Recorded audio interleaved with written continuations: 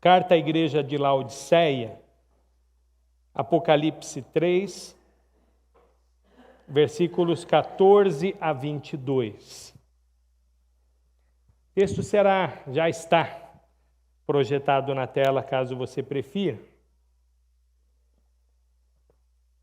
Diz assim a palavra: escreva esta carta ao anjo da igreja em Laodiceia.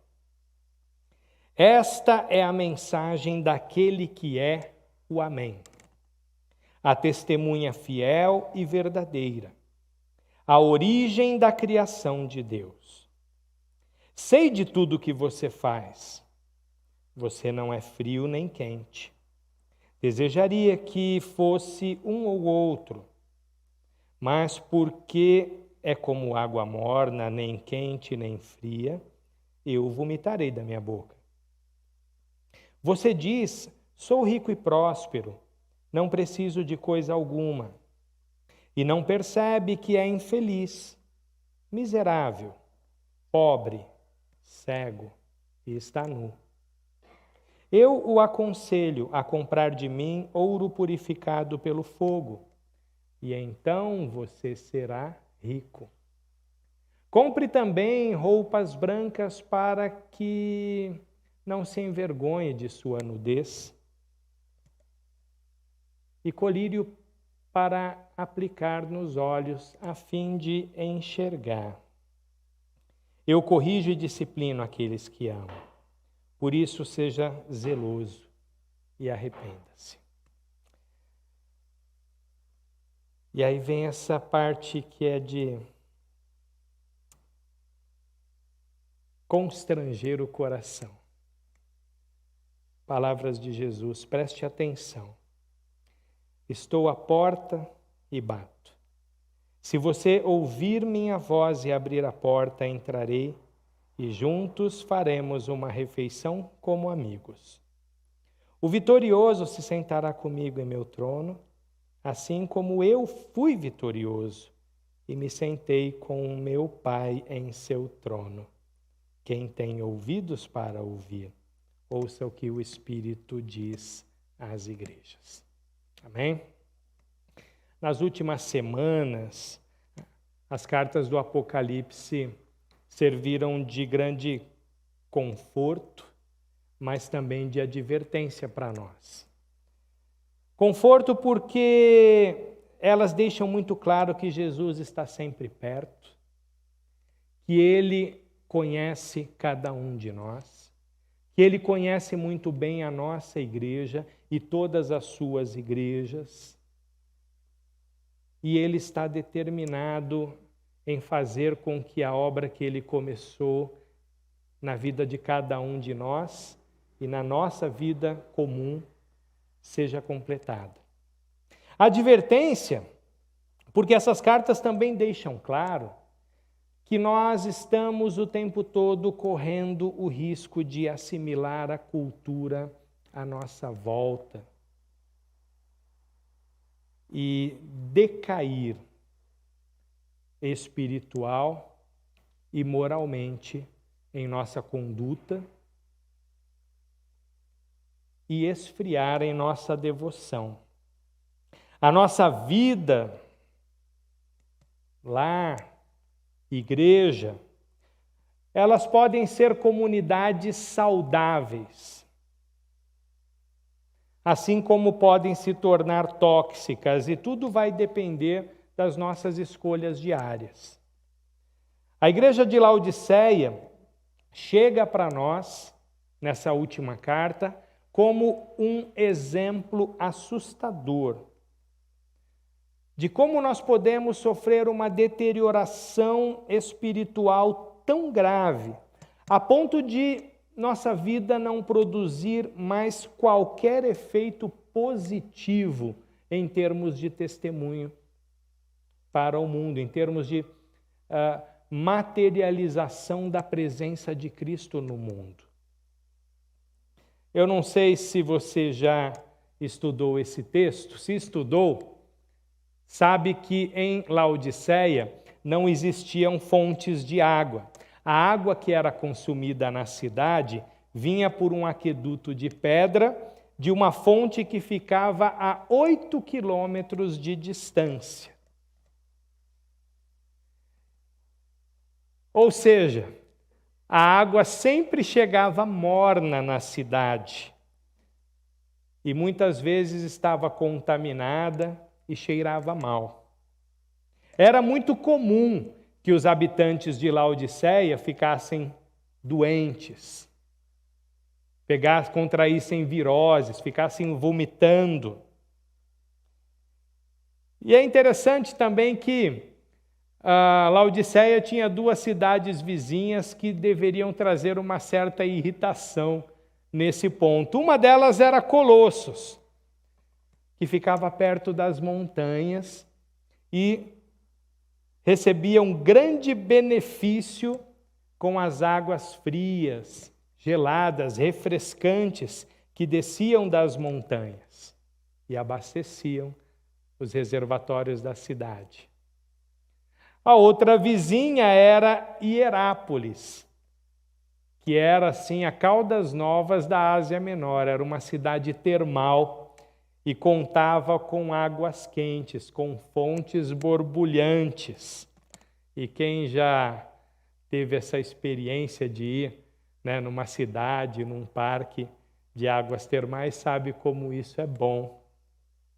Laodiceia, porém, nem tinha a água fria e refrescante de Colossos, nem a água quente, reconfortante de Hierápolis.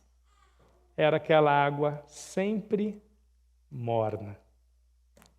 A espiritualidade da igreja de Laodiceia era muito parecida com as águas da cidade. O Senhor Jesus disse que Laodiceia, a igreja, não era nem fria e nem quente, e que ele desejava muito que ela fosse uma coisa ou outra. A ideia de ser fria e quente aqui não significa ser forte na fé ou simplesmente abandonar tudo de vez. Não.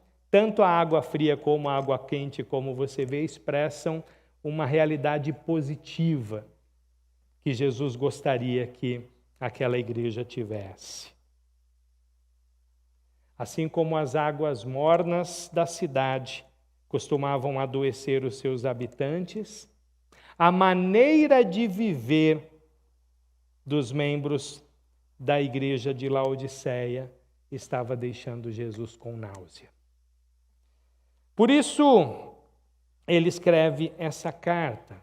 E aí surge a pergunta, por que os nossos irmãos de Laodiceia estavam daquele jeito? O que estava acontecendo ali? Porque, diferente das outras igrejas para as quais Jesus escreveu, Laodiceia não estava enfrentando nenhum tipo de perseguição do Império Romano ou das religiões pagãs da cidade, também não estava sendo importunada pelos judeus. Fosse isso, haveria pelo menos uma explicação para que um estado de desânimo tomasse conta da vida daqueles irmãos. Mas não era isso que estava acontecendo. Eles também não estavam sendo enganados, iludidos por falsos mestres e suas doutrinas perniciosas, o que poderia, pelo menos, explicar, servir como motivo para o descaminho deles. Também não havia divisões, não havia uma crise de comunhão na igreja. E claramente, eles não estavam fazendo nada que fosse gritantemente errado em termos de moralidade. Entretanto, eles não estavam crescendo na fé. Eles não estavam se desenvolvendo na santidade e muito menos sendo aperfeiçoados, aprofundados em sua intimidade com Deus. O modo de vida, a expressão de fé, a devoção dos crentes de Laodiceia era aquilo que um apresentador de TV aí bem conhecido chamaria de eles eram um suco de chuchu. Jesus então fez esse lamento. Eu não sei como que o texto soa aos seus ouvidos. Talvez para você o tom de Jesus fosse um tom severo. Para mim, chega mais como um lamento. Eu ouço como um lamento. Você não é frio e nem quente. Desejaria que você fosse um ou outro, mas você não é. Os irmãos, membros da igreja de Laodiceia, eram como aquele funcionário da empresa. Eu ouvi certa vez um consultor de uma empresa que trabalhei dizer isso, como um funcionário, não era para mim, tá? Eram como aquele funcionário que não é nem tão ruim para ser demitido, mas também não era tão bom, tão competente para ser promovido. O consultor disse que esse é o pior tipo de colaborador que uma empresa pode ter, porque ninguém vai ter coragem de mandá-lo embora e ninguém também vai se arriscar colocá-lo numa posição mais elevada. Ou seja, ele vai ficar ali a vida inteira como uma pedra, atrapalhando, um peso morto, impedindo o desenvolvimento. Eram assim os crentes de Laodiceia. Muitos crentes de hoje são assim, como eram os laodicenses. Não existe nada de seriamente errado em suas vidas, mas também não existe nada que demonstre que eles são seguidores de Jesus. Eles não pecam, mas eles também não demonstram paixão pelo seu Senhor. Eles oram, orações mornas. Leem a Bíblia, leitura morna. Vão à igreja aos domingos, habitualmente, mas sem qualquer entusiasmo, sem que o coração deles esteja aquecido, esteja em chamas. Os laodicenses eram aquilo que hoje nós chamamos de crentes nominais, que era uma coisa que nós evangélicos no passado zombávamos dos católicos, quando dizíamos assim, ele é um católico não praticante. Ou seja, ele só diz que é. Pode até ir na missa uma vez ou outra, mas não tem nada a ver.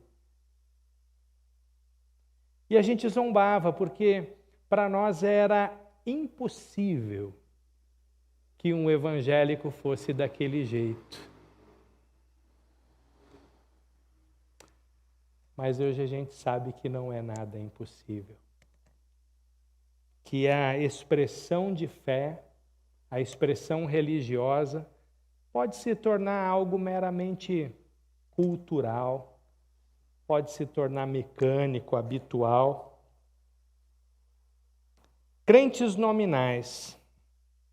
Crentes nominais, com o tempo, eles vão se tornando resistentes à palavra, resistentes à voz do Senhor, resistentes à ação do Espírito Santo. Porque uma fé nominal, uma religiosidade nominal, tem um tipo de efeito vacina na pessoa.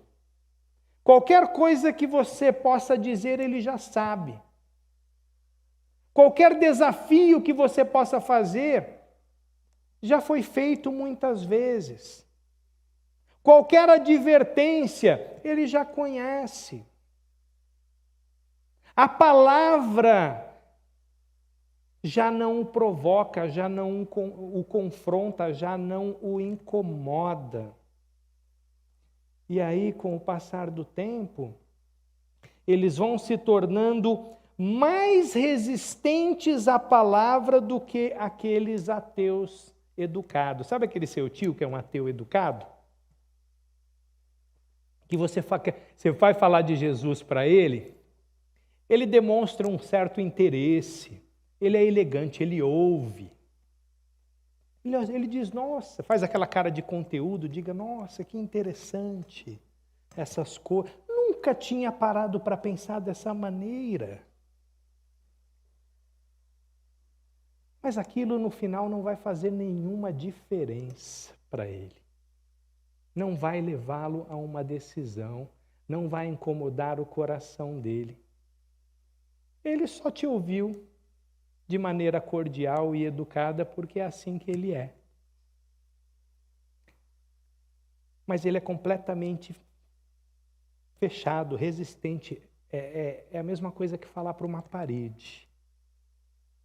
Crentes nominais se tornam como ateus educados.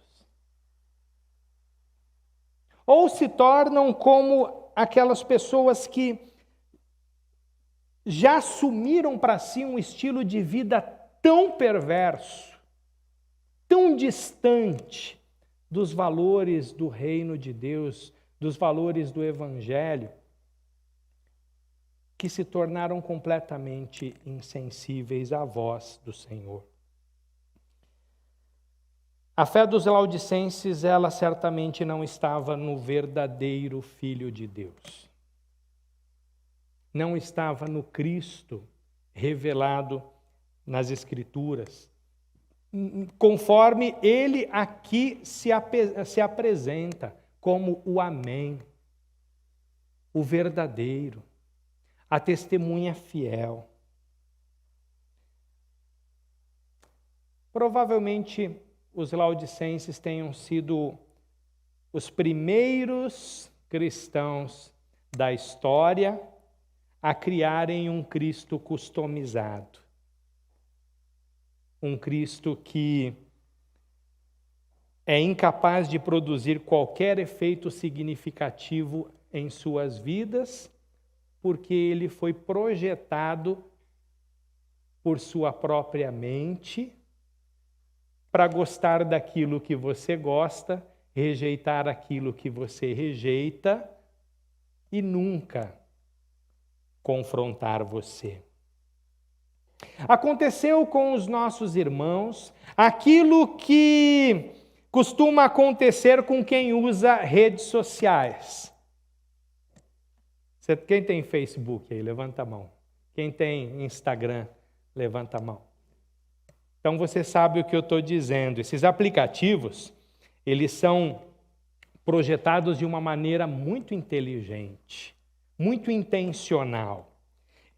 Porque a intenção dos projetistas, dos produtores, é maximizar o tempo de atenção consciente que você dedica para eles. Eles não estão nem um pouco interessados naquilo que você acredita ou deixa de acreditar, no seu posicionamento político, ideológico. Eles não estão nem aí para isso. Mas eles fazem tudo de acordo com os seus interesses. Eles fazem com que só apareça no seu feed as coisas que você gosta. Se você pegar e começar a rolar o feed de alguém que é de esquerda, tudo que aparece lá é de esquerda.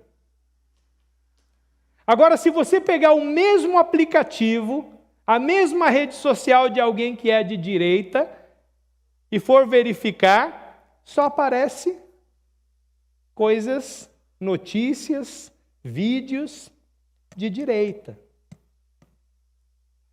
Não existe nada que confronte, não existe nada que provoque, não existe nada que prove que você está enganado, ou pelo menos que as informações que você está acessando estão incompletas, que você não está completamente certo de pensar como pensa e de viver como vive. O propósito desses aplicativos não é esse. Eles só mostram aquilo que você quer ver. Eles só falam aquilo que você concorda. Porque o que ele quer é que você esteja ali, igual um zumbi, passando e passando e passando uma informação, uma postagem, uma notícia, um vídeo depois do outro. E para isso eles te deixam aprisionados numa ilusão em que você passa a viver num mundo virtual que foi criado à sua própria imagem, onde tudo está conformado aos seus padrões e às suas preferências. É assim que funcionam as redes sociais. Os irmãos de Laodiceia não tinham Facebook, mas eles, de alguma maneira, criaram um padrão comunitário de vida, de crença, de expressão, que lhes era cômodo, confortável, no entanto, que não tinha muito a ver com Jesus. Não tinha muito a ver com o Evangelho, não tinha muito a ver com o seguimento do Senhor. Mas que era confortável, e eles estavam satisfeitos com os caminhos que haviam escolhido trilhar, e não havia quem os confrontasse. A acomodação espiritual era a realidade deles, a indiferença era a realidade deles. E a acomodação espiritual, guarde isso no seu coração, ela sempre anda de braços dados com o orgulho espiritual. E o orgulho espiritual é adquirido, é formado de um modelo errado de crença, de vida. Laodiceia era uma cidade rica, uma cidade muito próspera. Era a cidade mais próspera da região. Ela era tão rica que orgulhosamente se recusou a receber ajuda imperial quando foi avariada seriamente pelo mesmo terremoto que destruiu Sardes e Filadélfia. Sardes e Filadélfia precisaram receber socorro do Império Romano.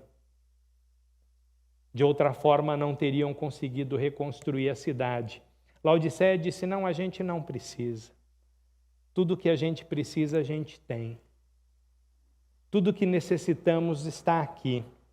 Os seus habitantes eram como aquelas pessoas que têm uma atitude do tipo, você não sabe com quem você está falando?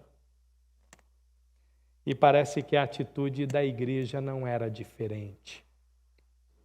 E isso é uma coisa que grita nas cartas do Apocalipse. As igrejas do Apocalipse, elas eram fortemente influenciadas pela cultura ao seu redor. O que tinha de valor defendido na cidade, seja ideológico, religioso, político, aquilo afetava seriamente a vida da igreja.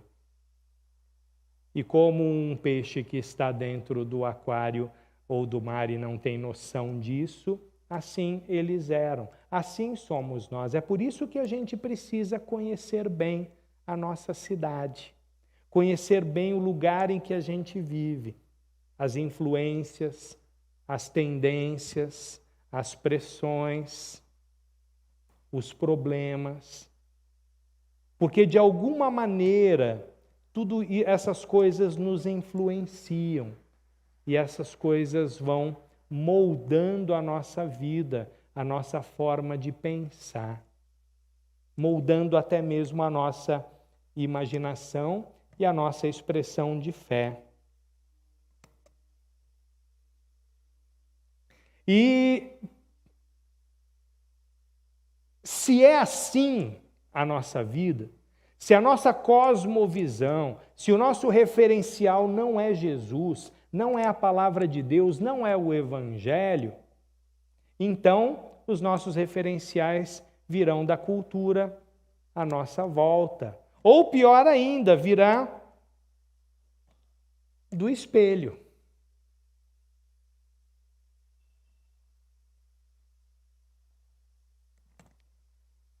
E você começa a pensar que a maneira que você pensa é a maneira como as coisas são. Que aquilo que você gosta é aquilo que agrada a Deus. Aquilo que você não gosta é aquilo que desagrada a Deus, porque sua referência é você mesmo. E quando isso se torna uma cultura, uma realidade coletiva, uma identidade coletiva, fica ainda mais difícil. É por isso que no Antigo Testamento o Senhor tinha que levantar profetas para falar ao povo. E os profetas, via de regra, eram pessoas marginais. Eram pessoas que precisavam, que viviam num certo isolamento, como Amós ou como João Batista, que o Senhor trazia lá do deserto para confrontar o seu povo, porque não dava para trazer ninguém que fosse da cidade, ninguém que fosse do lugar, porque todo mundo que era do lugar já estava com a sua mente e o seu coração, as suas afeições moldadas, formatadas de acordo com os padrões daquele lugar. E aí, eu tenho repetido a cada carta que nós refletimos aqui, né, que o pior tipo de engano que pode nos sequestrar é o autoengano. Os irmãos laodicenses, eles ignoravam as palavras de Paulo. E eles, embora pareça que Paulo nunca esteve pessoalmente em Laodiceia, aquela igreja, como as demais ao redor, foi fundada por Epáfras, que era auxiliar de Paulo. E as cartas que Paulo escreveu para as igrejas, como a carta aos Efésios, a carta aos Colossenses, foram lidas por Laodiceia. Aliás, existem estudiosos que acreditam que a carta de Paulo aos Efésios, na verdade, era aos laodicenses. Por quê? Porque os arqueólogos encontraram 3 exemplares da carta aos Efésios em Laodiceia, sem o título aos Efésios. E aí acreditam que fosse uma carta dirigida inicialmente a Laodiceia,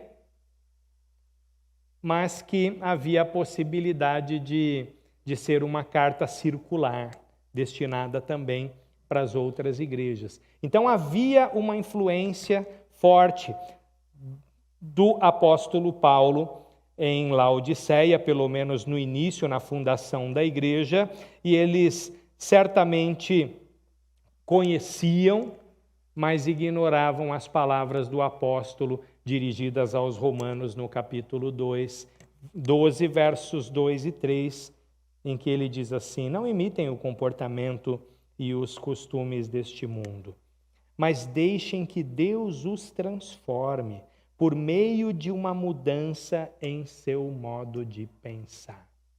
Não vos conformeis com este presente século, mas transformai-vos pela renovação da vossa mente, a fim de que experimentem a boa, agradável e perfeita vontade de Deus para vocês.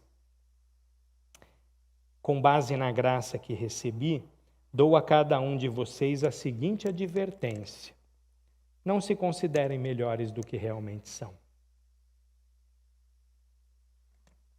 Ou ninguém tenha de si mesmo um conceito mais elevado do que deve ter. Antes, sejam honestos em sua autoavaliação, medindo-se de acordo com a fé que Deus nos deu. Laodiceia não tinha água boa, mas ela era financeiramente muito forte. Tinha uma rede comercial muito desenvolvida e tinha um centro bancário muito conhecido. Aliás, os romanos diziam: olha, você quer encontrar um banco confiável, uma casa de câmbio confiável, vão para Laodiceia. Ela também tinha um centro têxtil inovador. Em Laodiceia ficava a sede da Embrapa, da Ásia Menor. E foi lá que foi desenvolvida uma raça de ovelhas negras que produziam um tipo de lã de alta qualidade e era muito cobiçada. E além disso, Laodiceia sediava uma escola de medicina famosa e uma indústria farmacêutica muito bem conceituada, especializada no tratamento e em desenvolver medicamentos oftalmológicos para os olhos. Em outras palavras, eles fabricavam o colírio na época. É bem provável que entre os membros da igreja estivessem comerciantes, banqueiros, industriários, médicos, farmacêuticos, acadêmicos, pessoal da pesquisa, os cientistas da época. E aí Jesus convoca toda essa gente a seguir o seu conselho. Um conselho ao mesmo tempo severo, mas muito carinhoso, cheio de afeição. Tanto que ele diz depois: eu corrijo e disciplino aqueles que amam. Carinhoso, porque a disciplina é uma prova de que o Senhor verdadeiramente os amava e estava determinado a mudar a realidade espiritual daquele povo para melhor. Severo, porque era necessário quebrar o orgulho deles. E isso não se faz de uma maneira que não seja dolorosa, que não seja confrontadora. E como sempre, Jesus se identifica para a igreja como sendo Ele a fonte de tudo aquilo que aqueles irmãos tanto necessitavam. Fonte da verdadeira riqueza. Vocês precisam comprar de mim ouro purificado. Fonte da verdadeira vitória e pureza. Adquiram de mim vestes brancas. É interessante, comprem de mim ouro purificado. Fala isso para um centro bancário, a cidade em que ficava a Casa da Moeda. Comprem de mim roupas brancas. Fala isso para a cidade que sediava a indústria têxtil que produzia tecidos a partir da lã das ovelhas negras. Eu não sei se eu falo ovelha negra ou ovelha preta. Está tudo tão confuso, né? Fonte da verdadeira visão. Sou eu quem tenho o colírio que os olhos de vocês precisam para que vocês possam ver. E é interessante que Jesus começa dizendo: compre de mim. Era uma cidade comercial. Compre de mim ouro, roupas, colírio, roupas brancas, né, que era assim como símbolo de pureza, mas símbolo de vitória.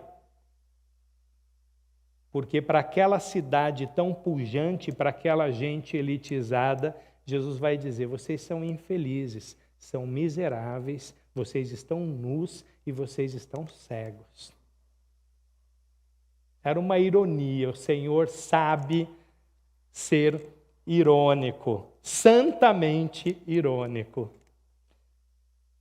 Ele disse: compre de mim, não porque esses bens, que são bens espirituais, possam de fato ser comprados, adquiridos, pagos por nós de alguma maneira. A ênfase não está no compre, mas está no de mim. Ele estava deixando muito claro que os nossos irmãos precisavam seriamente mudar de fornecedor. Seja o pessoal das finanças, seja o pessoal os estilistas, seja o pessoal da indústria farmacêutica e da medicina, eles precisavam mudar de fornecedor. E aí o Senhor Jesus diz: estou à porta e bato. Se você ouvir minha voz e abrir a porta, entrarei e juntos faremos uma refeição como amigos. Evidentemente, esse como amigos é tradução aqui da NVT, né? Não existe no original. Se você abrir a porta, entrarei, aquele que abrir a porta, né? Entrarei, cearei com ele e ele comigo. A nossa geração que está acostumada com fast food tem dificuldade de entender isso, né? Que os antigos, principalmente os orientais, eles nunca se assentariam à mesa e participariam de uma refeição com alguém com quem eles não tivessem nada em comum, com alguém com quem eles não tivessem intimidade. O ato de sentar à mesa e partilhar de uma refeição era um ato que só poderia acontecer entre verdadeiros amigos. A gente que pega a bandeja e, né, pede licença para sentar, licença para sair e não troca mais nenhuma palavra com as pessoas à nossa volta, tem dificuldade de entender isso.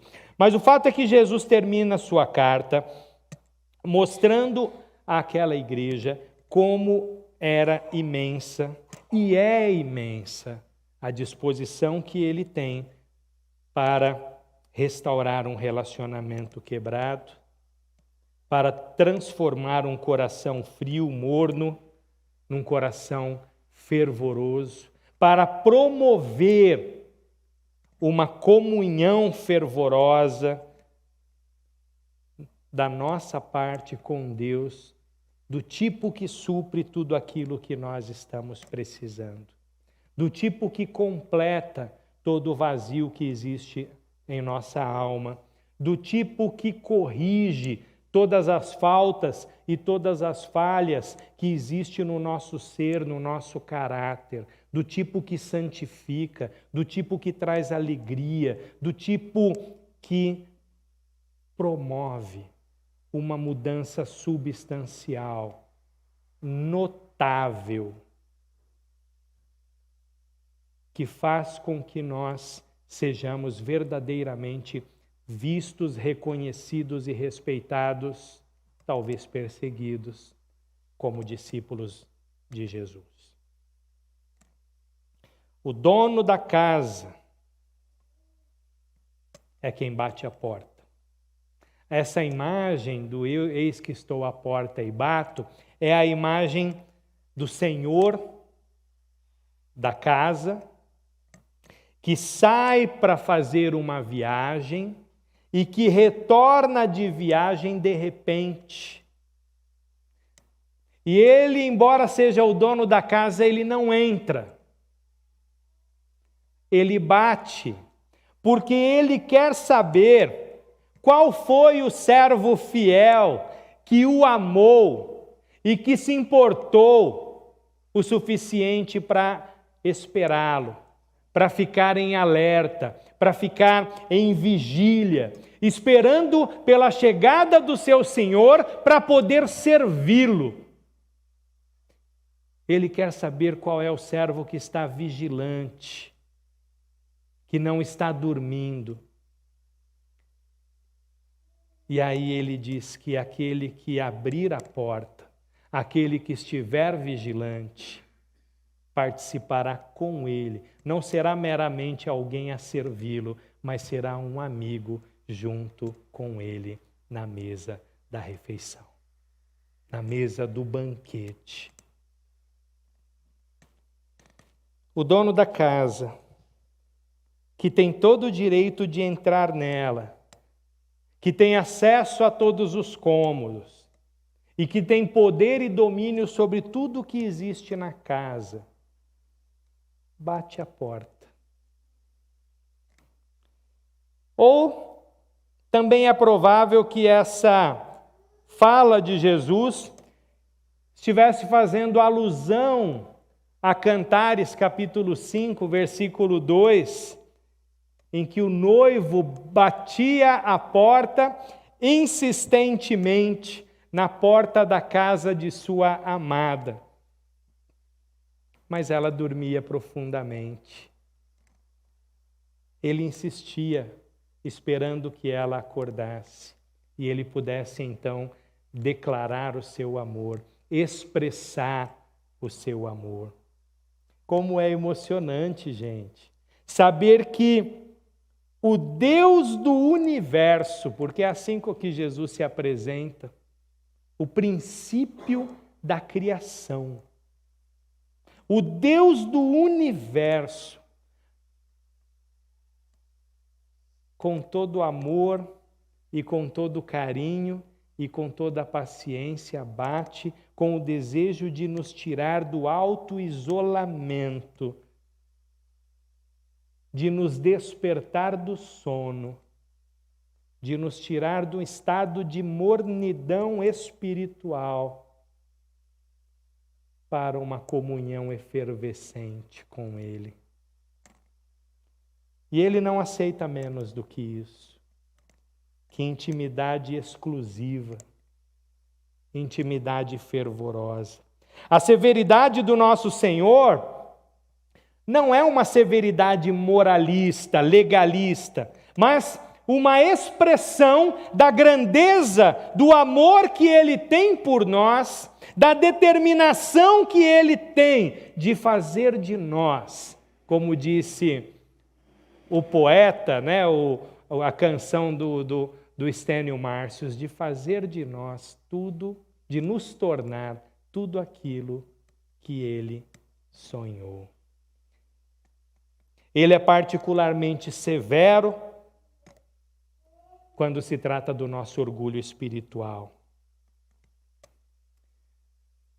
Você sabe que antes de preparar essa mensagem, eu nunca havia pensado que o orgulho espiritual pudesse ser potencialmente um problema para mim.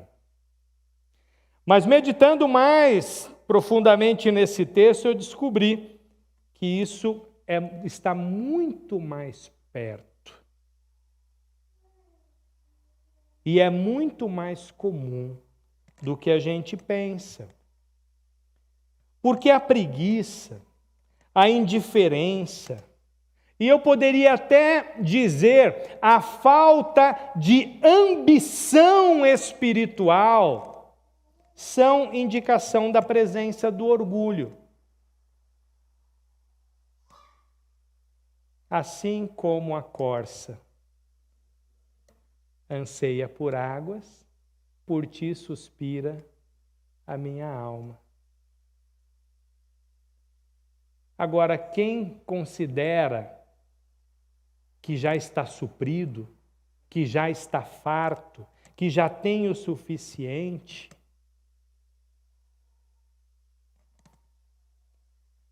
está tomado de orgulho espiritual. E esse tipo de orgulho é tão devastador porque ele ilude a sua vítima, como fez com os irmãos laodicenses. Eles se sentiam ricos, sendo miseráveis.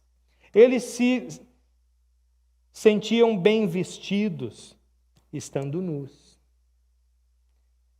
E eles achavam que enxergavam bem, enquanto eram completamente cegos. E como o orgulho espiritual é um mal generalizado, ele pode confundir uma igreja inteira. Sabe por quê? Porque é o tipo de mal que contagia, é o tipo de mal que climatiza o ambiente, deixando todo mundo na mesma temperatura, no caso, todo mundo morno. Esse é um dos principais inimigos, portanto, que nós somos chamados a combater. Especialmente agora que nós o identificamos. E é Jesus quem nos equipa para esse combate, com todos os suprimentos e todas as armas espirituais que nós precisamos para enfrentar e para vencer essa batalha. Existe um jeito cristão de sofrer, nós falamos hoje pela manhã. Existe também um jeito cristão de buscar a felicidade. E agora a gente descobre que existe um jeito cristão, com longas aspas, de viver que deixa Jesus com nojo. E esse parece ser o jeito predominante do cristianismo em nossos dias. O tipo de cristão que é morno, mesmo assim, está satisfeito e chega até a ter uma opinião elevada a respeito de si mesmo.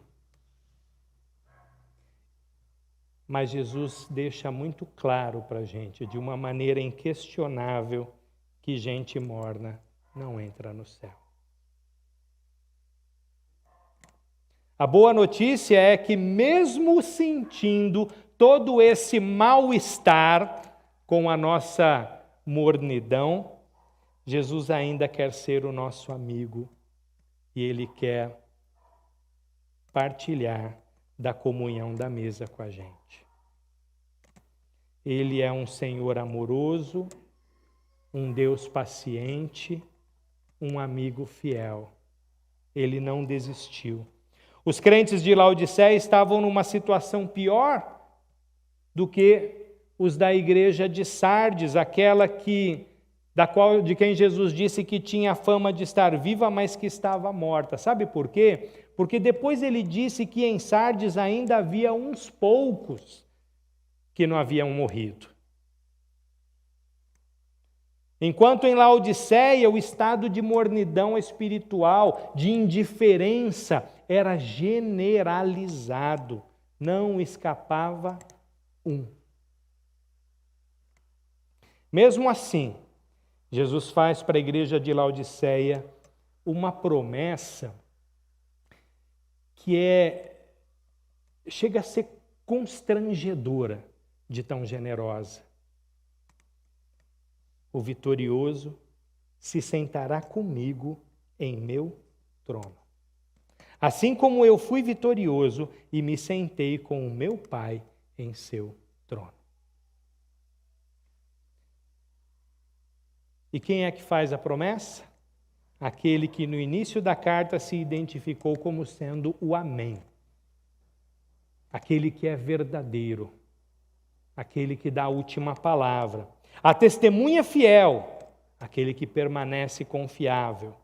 A origem, o princípio da criação de Deus e também da nova criação de onde ele nos aguarda para o banquete. Mas é necessário que cada um de nós hoje tenha duas atitudes, as duas atitudes que Jesus pediu dos irmãos laodicenses.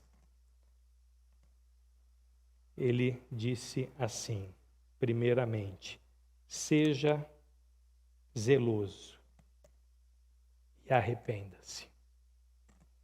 Arrependimento é uma decisão de mudar de rumo, acolhendo de coração as palavras do Senhor, abandonando a presunção de sermos sábios aos nossos próprios olhos e de vivermos de acordo meramente com metas autodeterminadas. No caso dos irmãos de Laodiceia, arrepender-se era deixar a autossuficiência que tinham por confiarem nas riquezas e nos demais recursos que a cidade lhes oferecia. Se ser próspero materialmente abre portas neste mundo, é muito claro na Bíblia que o apego ao dinheiro fecha as portas para Jesus e para todos os bens espirituais que Ele dá. Não o dinheiro, mas o amor ao dinheiro. Que o próprio Senhor já disse no Evangelho que é a raiz de todos os males. Arrependa-se, ser zeloso, a fé, a decisão de se apropriar da promessa com toda a convicção, sabendo que aquele que prometeu vai cumprir o que diz, porque ele é verdadeiramente quem diz ser. E é fazendo isso, por meio do arrependimento e da fé, por meio da mudança de rumo e do apropriar-se das promessas do Senhor, que Ele, Jesus, promete elevar a nossa temperatura espiritual ao grau de efervescência, ao grau de ebulição. O que não é fanatismo, porque fanatismo é uma coisa irracional. E Jesus quer que a gente tenha uma fé cheia de sabedoria, que se expressa em atitudes que sempre colocarão o amor a Deus e ao próximo na base de tudo aquilo que a gente faz. O fato é, meus irmãos, que a gente erra. A gente erra muito na nossa caminhada de fé. E em todos os nossos erros, Jesus nos perdoa. Eu tenho vivido isso. Eu tenho tido essa experiência diária. E eu sei que você também tem. Até quando a gente fica cego, Ele nos restaura. Você já teve uma experiência assim? De depois você olhar para trás e falar, meu Deus, eu fiquei completamente cego. Como eu pude agir da maneira que agi? E até quando a gente fica completamente cego, o Senhor nos cura. No entanto, a gente não pode ficar surdo, ao ponto de não ouvirmos as batidas na porta. E é por isso que ele encerra essa carta como encerrou as outras. Quem tem ouvidos para ouvir, ouça o que o Espírito diz às igrejas. Que cada um de nós, então, tenha ouvidos para ouvir o que o Espírito Santo está dizendo a todos nós e a cada um de nós individualmente. Amém? Que Deus nos abençoe.